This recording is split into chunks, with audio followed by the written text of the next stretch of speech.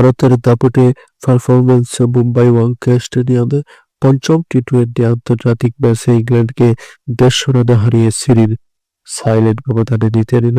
দেশের সবচেয়ে বড় আকর্ষণ ছিল অভিষেক শর্মার বিধ্বংসী ১৩৫ রানে মাত্র ৫৪ বলে, যা টি-টোয়েন্টি আন্তর্জাতিক ম্যাচে কোনো ভারতীয় ব্যাটসম্যান সর্বোচ্চ ব্যক্তিগত স্কোর, এবং তার ইনিংস শেষে ১৩টি ৬ এবং ৭টি ৪, যা ভারতকে ২৪৭ রানে শক্তিশালী স্কোয়াড করতে সাহায্য করে। ইংল্যান্ডের ইনিংসে ভালো শুরু করেছিল ফিল স্টন, কিন্তু ৩৩ বলে ৫৫ রান করে জুড়ে ইনিংসে, তবে বাকিরা ভারতের নিয়ন্ত্রণ বোলিংকে একেবারে সামনে দাঁড়াতে পারেনি।